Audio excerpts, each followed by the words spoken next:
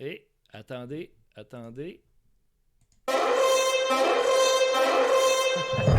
J'ai pas de jingle, alors j'ai emprunté celui de Camelot, série que j'aime beaucoup, probablement que vous connaissez. Mais c'est pas le sujet aujourd'hui, mais je vais faire un jingle bientôt propre à moi, là.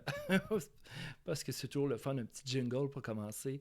On va parler le deuxième segment du rattrapage, pour pas dire du dérapage, du 12 février 2023 de L'huile sur le feu, émission de Rebecca McConnell que j'aime beaucoup. Elle est très woke, on le sait, mais moi je l'aime beaucoup. C'est une personne, une bonne animatrice. C'est juste des fois, il y a du dérapage et puis on est là pour peut-être rappeler qu'il n'y a pas juste des pensées uniques, surtout chez ses auditeurs, mais bon.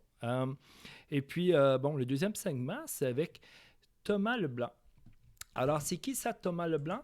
Ben, Thomas Leblanc, c'est, selon l'article ici de la presse, on parle ici d'un journaliste recherchiste, mais c'est quelqu'un qui s'est lancé dans l'humour, qui se disait que j'avais envie de monter des shows qui ressemblent à ma vie de queer, bilingue et montréalaise. Explique le trentenaire. Alors, c'est quelqu'un qui est en tout cas, je crois, j'ose croire que sensiblement quelqu'un de transmilitant. Donc, on va écouter ce qu'il avait à dire à l'émission. On passe ça. Ouais. Ton feu, Thomas. Aïe, aïe, aïe. Écoutez, c'est fait. La Floride a maintenant banni les soins d'affirmation de genre pour les personnes mineures. Ça me bouleverse. Depuis ce vendredi, l'État ne permet plus aux personnes mineures de recevoir une chirurgie ou encore des traitements hormonaux. Et ce, même si le ou la patiente, les parents et les médecins soutiennent la transition de genre. Même si les parents et le médecin soutiennent... Oui, Ah, OK. oui. Donc, c'est Alors ici, c'est ça, c'est une loi en Floride, État républicain. Comme vous le savez, je suis une personne de la gauche, une personne progressiste. Et ça, est-ce que ça me choque, moi? Bien, en fait, là, on entend des médecins qui seraient pour. En tout cas, on va en parler plus tard. En fait, il y a deux sujets. En fait, les opérations qui sont interdites, puis deux, le traitement hormonal. Mais on continue.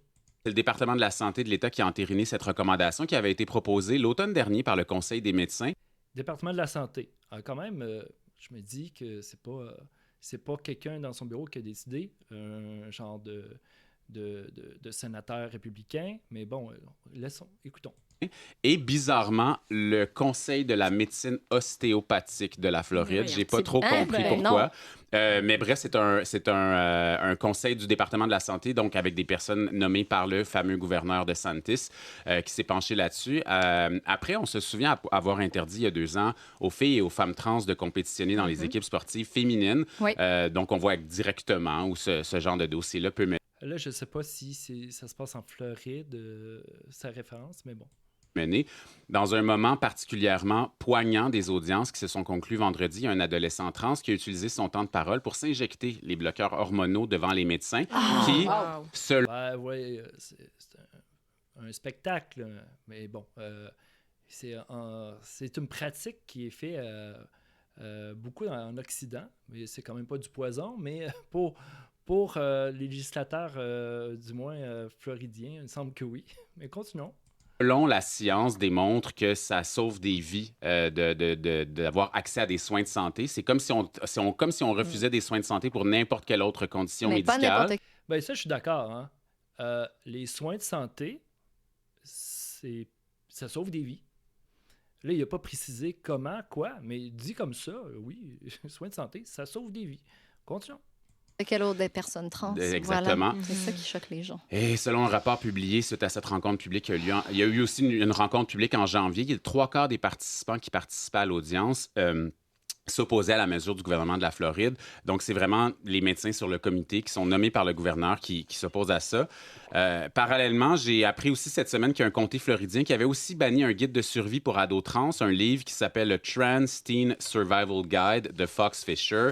Et si vous vous demandez pourquoi cet assaut contre les jeunes trans, dites-vous que c'est parce qu'on sait que c'est plus susceptible de faire voter les évangélistes, tout simplement. Là, on a une thèse ici.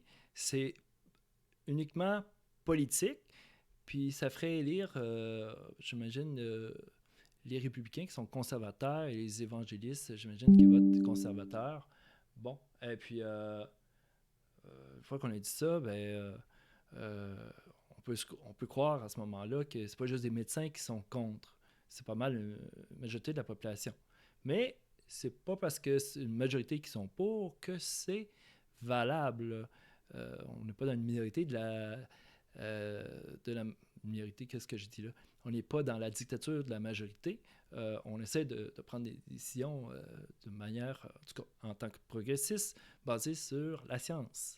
Selon des recherches qui ont été menées dans les dernières années, on sait que c'est vraiment un dossier qui va les faire sortir le vote. Et c'est pourquoi, dans 21 États aux États-Unis, il y a des projets de loi anti-trans qui sont à l'agenda. Des projets anti-trans, on ne sait pas. Hein?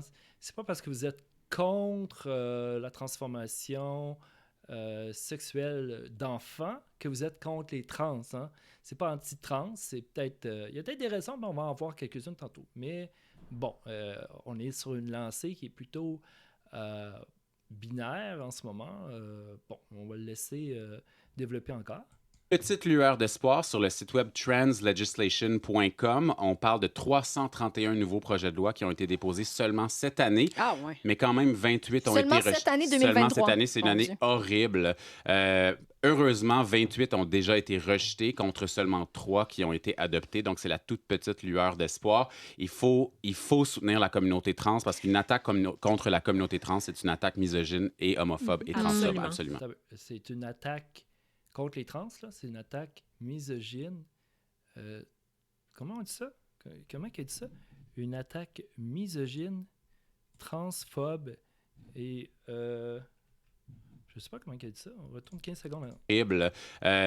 Heureusement, 28 ont déjà été rejetés contre 28. Seulement 3 qui ont été adoptés. Donc, c'est la toute petite lueur d'espoir. Il faut soutenir la communauté trans parce qu'une attaque contre la communauté trans, c'est une attaque misogyne et homophobe et transphobe. Absolument. OK, oui, c'est ça. Homophobe, je ne sais pas pourquoi. Je ne sais pas pourquoi ça serait homophobe. Misogyne, peut-être que, bon, un trans qui... Bon, un homme qui devient une femme, qui serait, en ce moment, une femme qui a tiré une femme. Bref, ça serait, j'imagine, homosexuel, une fois que tu as changé ton sexe, pour aimer le sexe, finalement, dans lequel ton corps naturel aurait été plus compatible au point de vue biologique. Mais bon, je ne vais pas là. Mais chose certaine, c'est qu'on vient de dire c'est transphobe, on vient de dire c'est homophobe, et puis misogyne. Et en moqueur, dans le fond, misandre, parce que dans le fond, si on dit misogyne, il faut dire misandre. Mais bon, Thomas, je ne suis pas là à te dire qu'est-ce que tu devrais dire, mais il me semble qu'il en manque un. C'est quand les élections? Novembre 2024? Novembre 2024, et ça va être un enjeu central. Ça fait sortir le vote et les républicains l'ont bien compris. On en a pour une année. Voilà. Presque ça a été la même chose avec les projets de loi sur l'avortement. Ah, oui, tout à fait. Jackson. Oui, ça... je vous cacherai pas, moi je suis pas très très très d'accord avec ce qui s'est passé avec la Cour suprême et puis décision au niveau de l'avortement, où est-ce que ça ouvre là. Je suis progressiste, je vous le dis, j'aime juste pas le dérapage. Ouais. Tout à fait. Des gens vont mourir. Make America great again. C'est vraiment merci pour ça. Merci. Ouais. Bon, je m'ennuie pas de Trump. Je m'ennuie pas de Trump. Bon, une fois qu'on vient d'entendre ça, pourquoi il y a certains dérapages, mais je trouve que c'est important de s'interroger sur qu'est-ce qui se passe, c'est quoi le transmilitantisme. Et puis, j'ai écouté récemment un documentaire fort intéressant et très travaillé, très détaillé, Ça s'appelle Trans, mauvais genre, chapitre 1, une épidémie mondiale. Je vous dis, la première fois que j'ai écouté ça, la seule fois que je l'ai écouté, au début, je me suis dit, c'est quoi cette boîte-là? C'est-tu des affaires de droite, conservatrices, qui essaient de m'en passer une? Ça m'a pris comme 10 minutes, un peu sur les freins, écouter ça, puis finalement, les arguments que c'est dit dans ce documentaire-là, c'est très intéressant. Ça vient avec des données, avec des gens de qualité. Alors, je vais vous en montrer quelques extraits et puis le lien va être sur la page dans la description. Et je vous invite vraiment à écouter ça. Et puis, on va commencer avec un concept que je ne connaissais pas, je vais l'avouer. Et ce concept-là, c'est la dysphorie. À la base de la définition de la transidentité, il y a la notion de dysphorie de genre ou d'incongruence de genre. Le terme décrit le sentiment de détresse et de souffrance ressenti par les personnes dont l'identité sexuée ne correspond pas au sexe qui leur aurait été, selon la terminologie consacrée, assigné à la naissance. Contrairement à ce qu'affirment les transactivistes, le sexe n'est pas assigné à la naissance, il est simplement constaté. Il n'existe pas de spectre sexué. On est homme ou femme, point. Les transactivistes se sont appropriés la problématique des personnes intersexes pour propager l'idée qu'il existerait un spectre sexué et rejeter le sexe au profit d'une identité genrée autodéterminée. Cet amalgame est totalement mensonger. Les personnes intersexes souffrent d'un ensemble de pathologies développementales spécifiques, extrêmement rares. Il en existe plus de 40 formes différentes. Dans certains cas, effectivement, le sexe est assigné à la naissance, dans la mesure où l'examen des organes génitaux externes d'un bébé ne permet pas toujours de déterminer son sexe avec certitude. Alors voilà, on parle d'intersexe ici, on ne vient pas dire c'est noir ou blanc, il dit oui, ça arrive, et c'est plutôt rare, mais on est dans la nuance dans ce documentaire-là. Et puis, la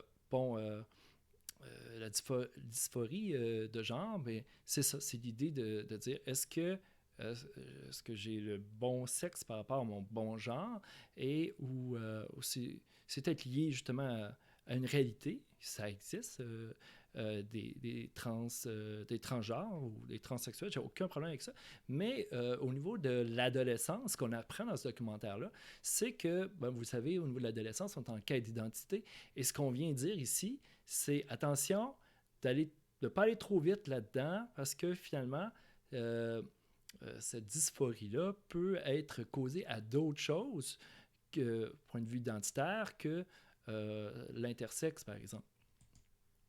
Et puis, les personnes qui se sont sérieusement, on va avancer un petit peu, j'ai choisi des extraits, pas très longs, mais très pertinents. On va voir au point de vue des médecins. On parlait des médecins choisis tantôt politiquement, mais on se fie aux médecins, aux psychiatres, aux psychologues, aux professionnels, aux spécialistes de la santé pour nous donner un point de vue là-dessus. C'est normal. On va écouter qu'est-ce que, au niveau du documentaire, certains trans-militants, je ne veux pas tous les mettre dans le même bateau, mais je voudrais les trans-militants très woke, en fait, ceux-là qui au-delà de la science, mais eux, c'est leur idéologie de la manière que le monde devrait être. Peut-être pas comme il est au point de vue de la réalité du monde naturel. Allons-y. La Tavistock Clinic de Londres est spécialisée dans le traitement de la dysphorie de genre. Cet établissement, géré par des psychanalystes, est le seul du Royaume-Uni à proposer des traitements de réassignation sexuelle aux mineurs. Alerté par l'augmentation vertigineuse des enfants adressés pour dysphorie de genre, le Dr David Bell, psychiatre au sein du Tavistock Trust, s'est élevé publiquement contre les pressions de plus en plus fortes exercées sur des parents désemparés pour transitionner des enfants de plus en plus jeunes. 35% of these children are on the autistic spectrum. A large number of these children, and this has also been acknowledged by the LGB Alliance, a large number of these children are gay and lesbian children who are suffering in relation to their sexual orientation and need to be helped to understand themselves better. So that is, they have what we call an internalized homophobia. They hate themselves, they hate their sexual body, and they want to get out of it. Le Dr Bell a aussi...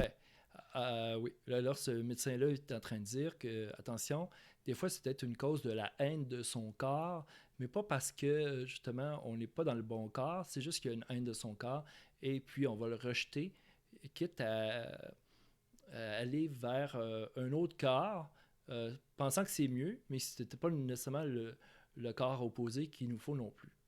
Tito fait face à des sanctions disciplinaires qui l'ont conduit à prendre une retraite anticipée.